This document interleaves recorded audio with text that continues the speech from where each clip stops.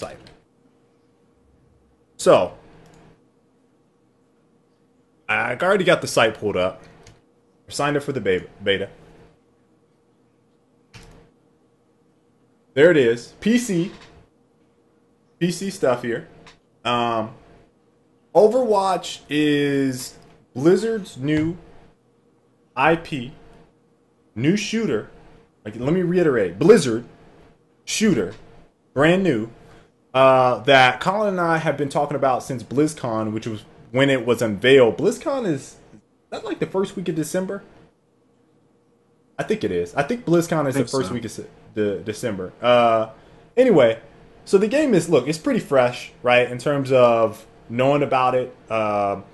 And what was most surprising about what was shown off was the level of detail and completion and basically presentation that Blizzard had when they unveiled this game. There were people playing it at BlizzCon. They had, their website was banging. They had all this information and lore about the characters.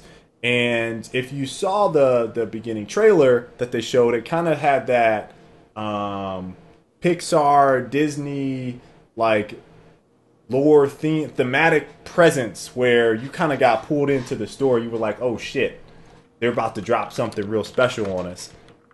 And I feel like from what I gather, Colin, and correct me if you felt like this has been different for you, everyone that's seen Overwatch has been like, oh my god, this is the shit, I can't wait to play this. I think everyone's been pretty impressed for the most part. I don't think it's been like it's kind of weird because I haven't seen people like overhyping it in a lot of ways. Where you remember like when Titanfall first showed off, or when they had Titanfall at EG. Titanfall! And part of that's the fact that they announced it at BlizzCon, which is a convention full of people that don't play shooters.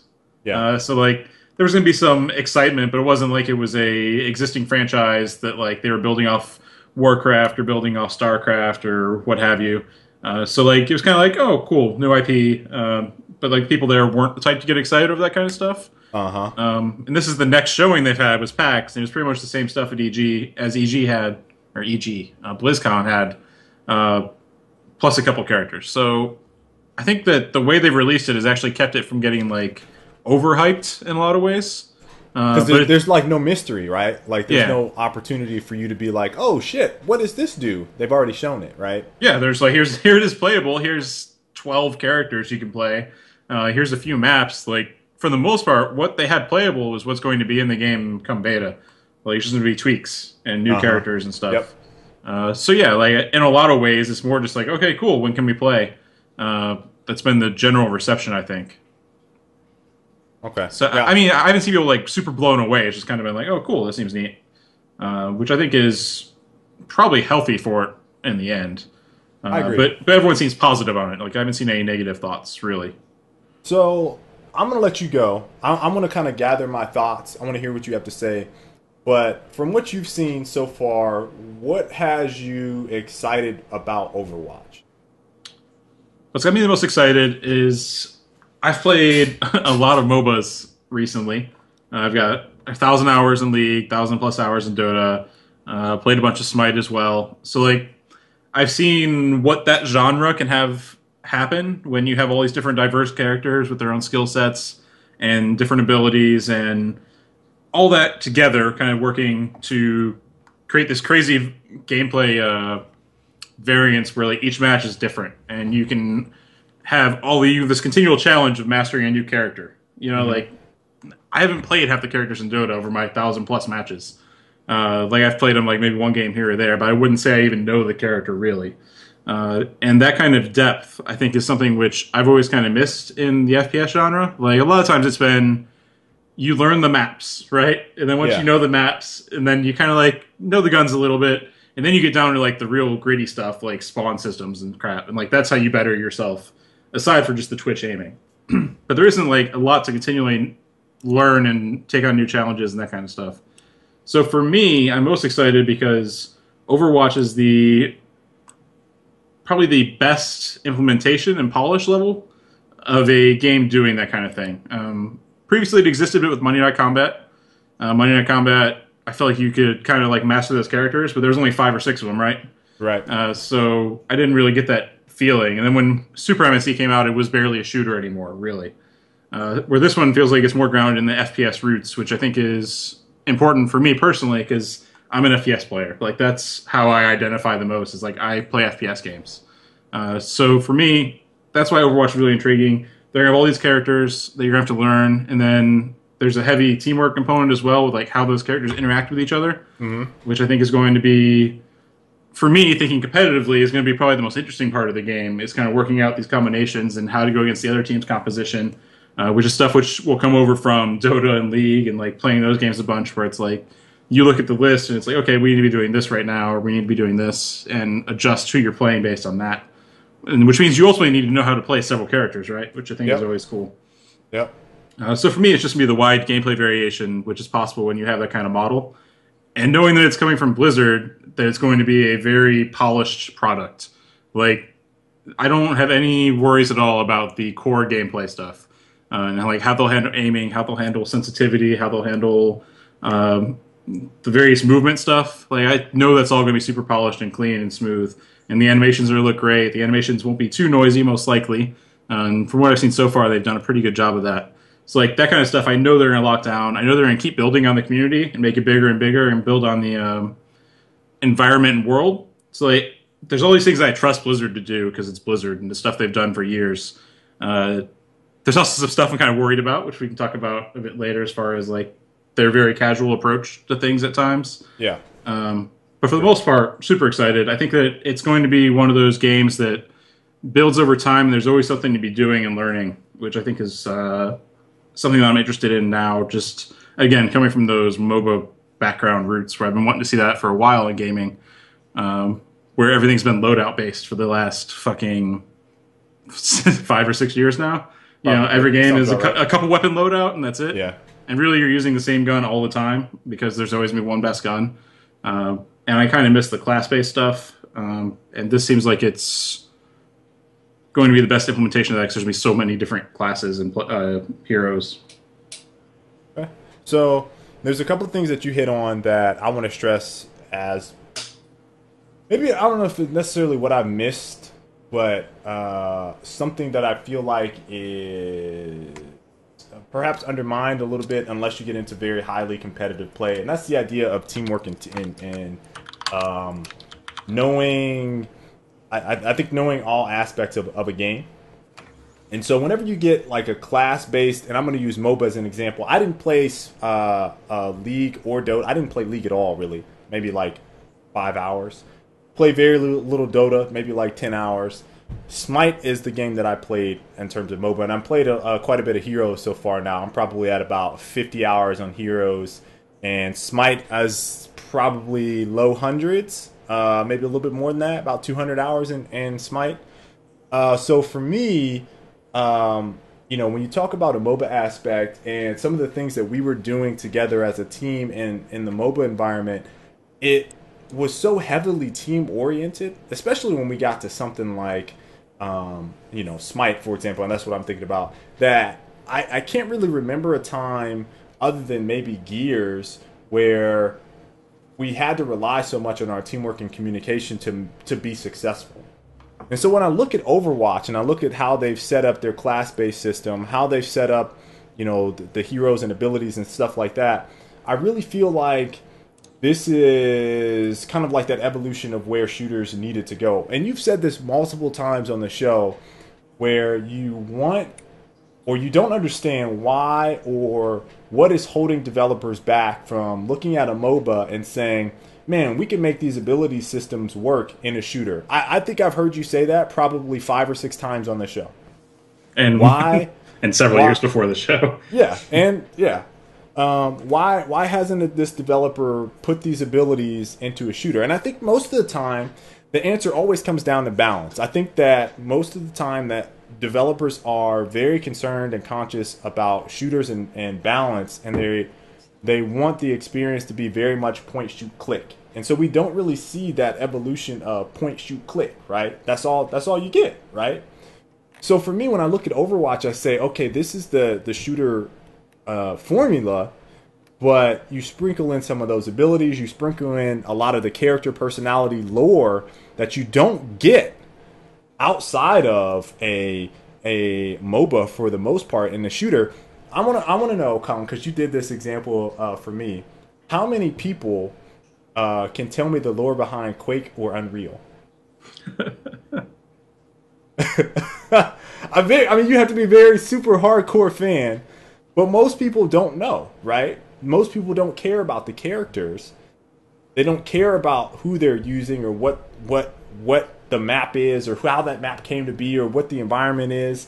They don't care about any of that because I feel like the characters aren't at a level of detail and polish and story and background and I'd say love and tender care that you as a player care enough about them. When I look at this game, I see all of those things fleshed out. I told you before the show, I went through on every single character, other than the two, Zaria and McCree, were just recently introduced. I went through every single character and read the back lore and backstory on each of them. Every single one. And I want to read it again. I want to know about these characters. I want to know about, you know, why they're doing this. It's just something about how it was presented that makes me want to care about this story more so than anything else that I can remember. So, you know, for me, I feel like we get the full package for once. You get a little bit of another genre that's really multiplayer focused. You get the team aspect that I think is going to be really important. You get a shooter aspect that I think is going to be really important. You get the lore and all of that stuff polished, like you said, with Blizzard. You get all of that stuff that's really going to be important. And for me, concerns, I think, fall into some of the same categories that you said to. And we can talk about it after we get done talking about character classes and what was talked about at PAX. But balance seems like it's something that's going to be difficult.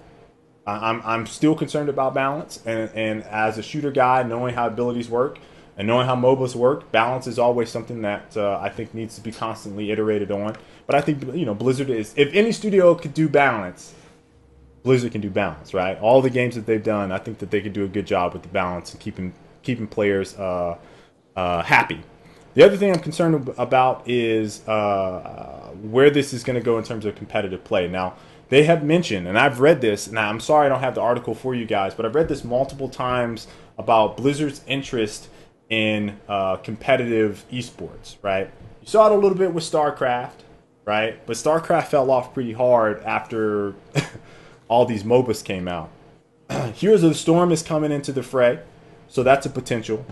And then we have the shooter, which is another potential candidate for getting the spotlight and getting a competitive scene going. Now, I don't know what their interest is going to be in terms of doing that, but I feel like they're now building a foundation to say, okay, we got Heroes, we got StarCraft, we got a shooter.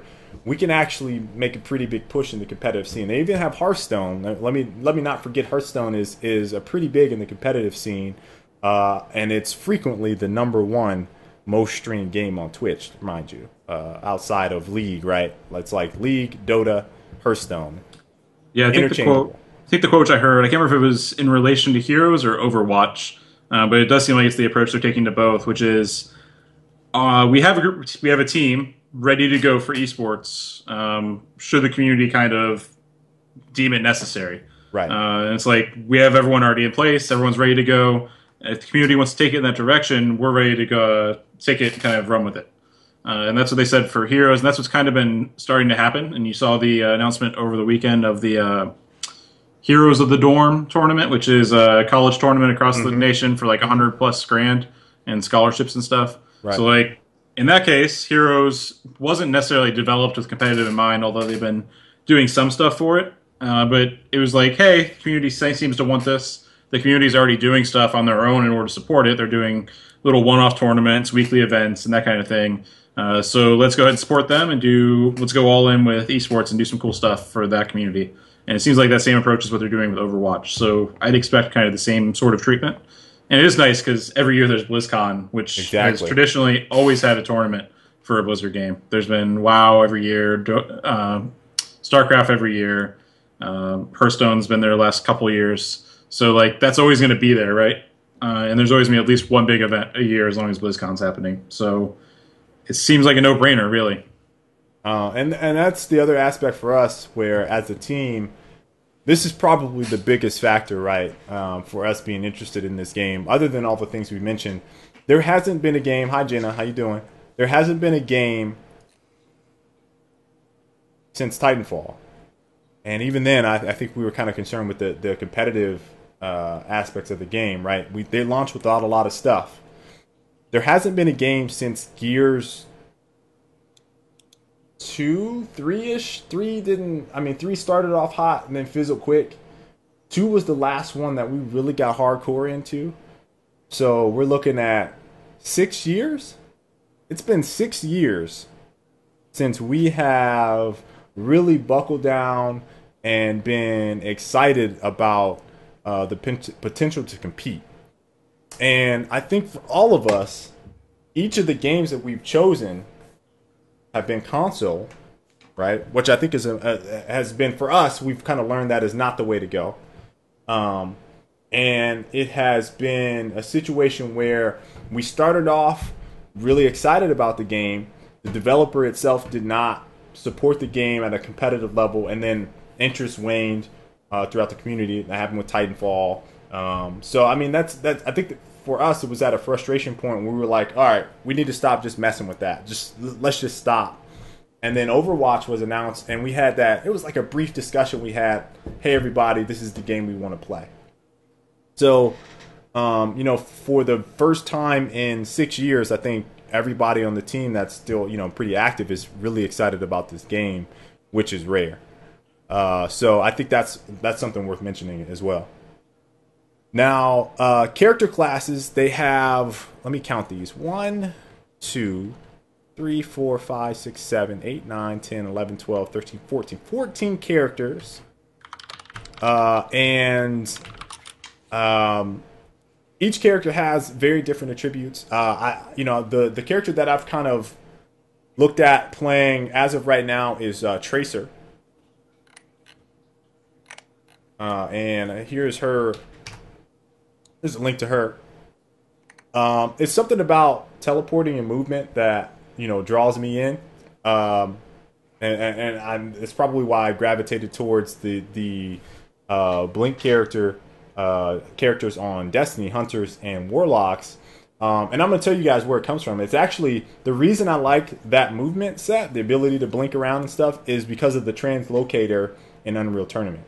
That's the entire spawn, how that birthed itself is from Unreal Tournament using the translocator to move around the map is why I like the notion of translocating all over the place. So Tracer for me seems like the character I'm going to try out first, but I'm probably going to have a cast of maybe 3 or 4 characters that I play probably really well. But I'm going to go through the whole gambit. I think we all should probably, Colin, play every single character to see how they play and what they do, just to understand. Again, this is that level that we go to.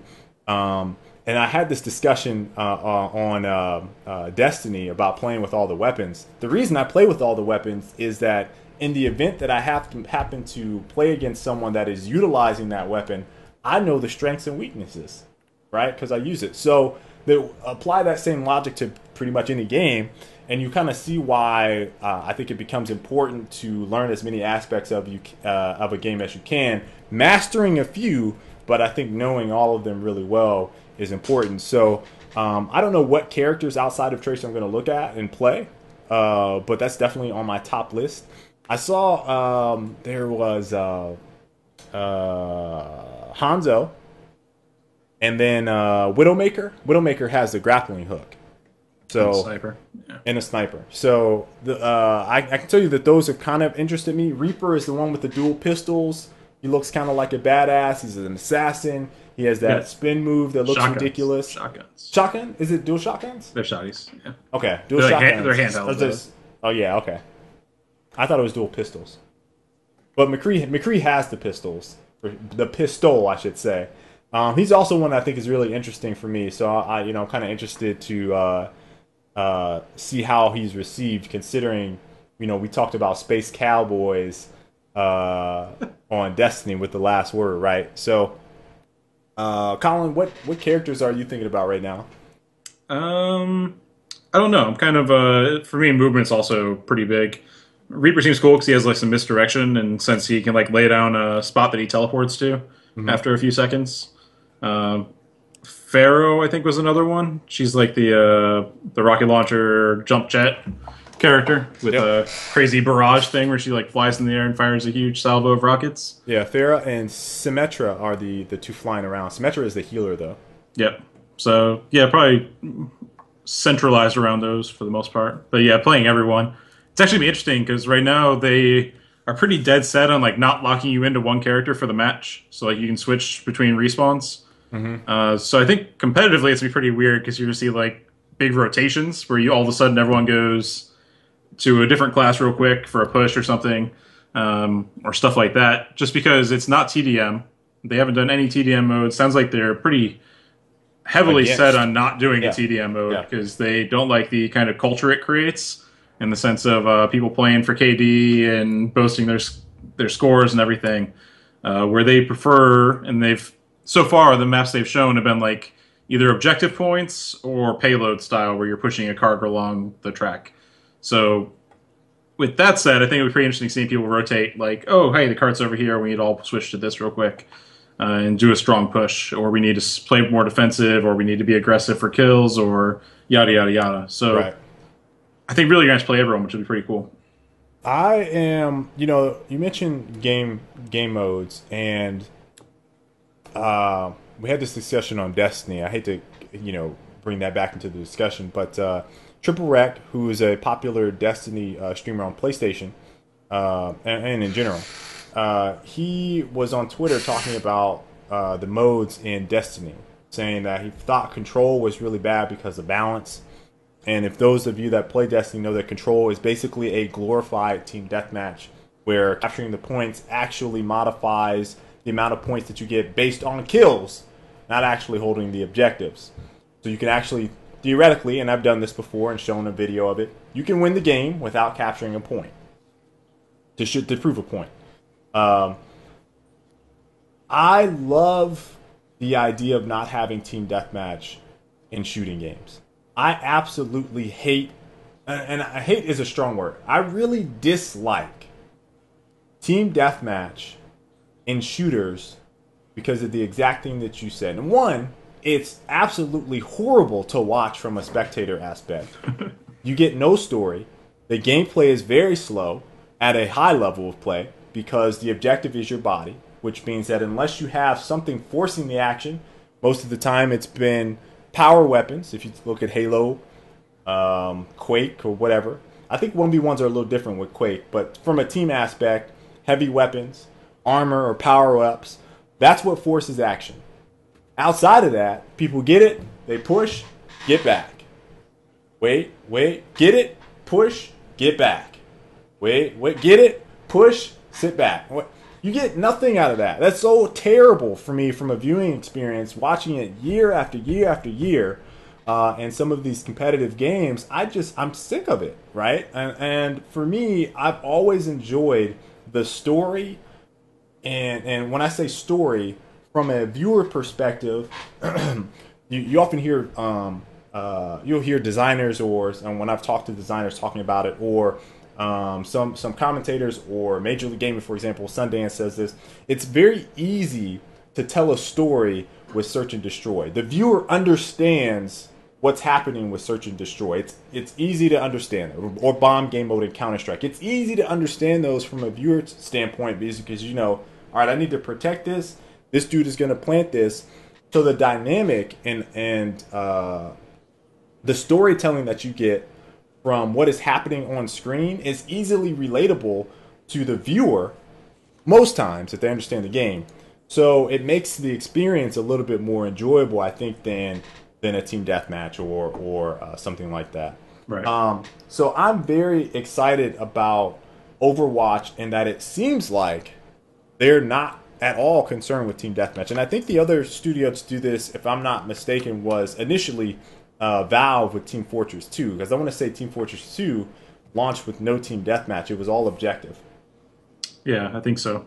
So, and I agree with you. If you look at Team Fortress's community holistically, I think you would find that their community is really good overall. Obviously, every community has bad apples, and I think that you're right. The environment that Team Deathmatch fosters isn't always a great one. Yeah, at the end of the match, I'll always look at the scoreboard and see who went the most negative on my team. Let me And it's tap, like, tap, tap, tap. Oh man, and you hear it all the time, right? Like, yeah. oh, So he's like, "Oh, this guy lost the match for us single-handedly." And right, it's like because he can. Like realistically, that's the truth. The dude lost the match for us single-handedly. Where in an objective game, it could be like, "Oh, but he was doing this, or he was at least pulling attention away from the objective, or like he was doing something, even if he was a worse player, right?" right. So like, yeah, a bad player can still lose the match, but it isn't as huge of an impact as it can be with TDM to a point where you do end up blaming your teammates or patting yourself on the back because you got so many kills and made your team go positive, or Yep. yeah, and then turn around and flaming your teammates is usually what ends up happening. So The other thing I also dislike, and I understand that it's again it's a cultural thing with gaming. Team deathmatch sucks the life out of everything else. yeah, It sucks the life out of everything else. Playlists, all the playlists are dead except for team deathmatch. because it's the mode you can play the most brain dead without exerting any effort because you're just running around shooting shit. Yeah. So that's my little shtick on gameplay, game modes, I should say. I'm very happy so far with what they've shown. I Yep. like the idea of attack and defend. I'm very interested to see what else they do. I think the one is a node based. I'm trying to remember. They're what doing it it's like called. they're doing it like checkpoints. So It's the one map, like you capture a point, and then the next thing opens up, and then you might do a little payload stage. And then the next part might be capturing a point. So like it's tiered. yeah. What is the name of that? Stopwatch mode, like from like enemy territory, would probably be the closest. Call of Duty has this mode called something. I can't remember the name of it. Where basically you have to capture a point and it moves back and forth. It's like territory control, basically, where you capture a point. If you capture that point, it moves to the next point, and then you have to capture that point, then it moves to the next point. So it's kind of Yeah. like a tug of war, essentially. I Yeah. thought they had a mode like that. That there was the second mode. Overwatches are strictly attack defend, as far as I can know. Okay, so that's close enough. I mean, it's Which pretty much means the same thing. competitively, it'll probably be stopwatch will be the Okay, way they end up doing it. Whichever team does it faster, right? yeah. Last little bit here is PAX news and closed beta. So PAX, we got two characters, Zaria and McCree. We mentioned McCree a second ago. He is the space cowboy. He has is it a 6-shooter? Yeah. Is it a 6-shooter pistol? It is. Here he is. Definitely looked pretty badass. Space cowboy all the way. He's a bounty hunter. I need to read up on his story because I don't know anything about him. And then the other one is Zaria, which this is a pretty big deal, Colin. Zaria was a pretty big deal, mostly because of the recent fire that a lot of game devs have faced with diversity in games, and this character is female, one of the strongest, if not the strongest woman in the world, I believe is what I read about her. So she looks like a pretty badass lady, pretty muscular. I wouldn't want to fight her. That's all I know. She might whoop my ass. But yeah, she's definitely a character that is not the stereotypical character. And one of the things that Colin and I were kind of talking about before the show also was the gameplay that was shown on both characters. The very first one that came out was GameSpot, Yeah, GameSpot. which was really bad. You guys have heard us talk about like demos and presentation, like when we go to E3. It's going to happen, guys. So prepare yourselves. E3 demo, there's going to be some fool up on stage that does just an awful job of displaying the game. This is a pretty bad one. They showed some pretty bad folks, but then Colin mentioned that IGN actually came through and showed someone that was playing a little bit better on the two characters that was a lot better display of what is possible with them. I think you said that on GameSpot. I only watched a little bit, and I remember the dude, whoever it was, and dude or girl, just kept dying. Yeah, they were playing McCree and hit maybe like one pistol shot per life. It's not just dying, but doing almost no damage as well. And it was just so painful to watch. I still haven't seen a good McCree gameplay. Like there was a decent one that IGN posted, but they did post a really good Zaria gameplay, where she went on like a 10 kill spree or something like that. But yeah, like, it ends up making the game look so bad when they just walk out and die immediately. Pretty funny. It's weird Blizzard didn't release any gameplay. Like they just straight up announced it, and then the only thing that happened was some off-screen videos from IGN and GameSpot. They released well, like the tutorial. The tutorial, well, the moveset of each character is what they released. But there was no new gameplay. PAX East 2015 gameplay trailer. Yeah. Missed opportunity, perhaps. Even just some raw gameplay, I think, would have been cool. Since it's really like the thing I can't emphasize enough is that the game looks like it could release today as a free-to-play game, and it would be perfectly fine. Like it looks really polished. Yeah, it looks really good. Last thing is that closed beta for the game was announced for fall 2015. Colin, you seemed hurt by this. I was expecting it a bit earlier, to be honest. So I'm hoping someone hooks up an alpha. Gotta reach out to the contacts. Because I imagine they'll be doing an alpha. I'd be surprised if they didn't. I think there's probably people playing this right now. You think so? I think so. I think there's people playing this right now. I don't know for sure. I'm not... Look, don't you guys be like, oh, Arctic said people are playing this. Arctic's inside information. I'm guessing right now. I have no idea. I imagine there's people playing this based off of what we've already seen. And again, the level of detail on this is pretty crazy. So I would be surprised if there's not some alpha Blizzard group that is playing this that is, you know, they're like 10-year Blizzard folk that have been, you know, with them since World of Warcraft or whatever, StarCraft, whatever the game may be that's testing this game. They'd all be awful, though. That's all I'm saying. That's all I'm saying. All right. That's all we got. I hope some of you guys are excited about this, as excited as we are about this game if you're PC gamers. The Gamer, Jeremy, this is a game you don't want to get, man. Just got your PC. He just joined the PC folks. I probably have to do some upgrades just to smooth everything out a bit. Now, if you've enjoyed the video, made it this far, leave a like if you've not already. It really helps me out, and I really appreciate your support. Subscribe if you've not already so you guys can check my next video. And if you've missed anything, especially this video right here, go check it out. Just click. Click, click, click.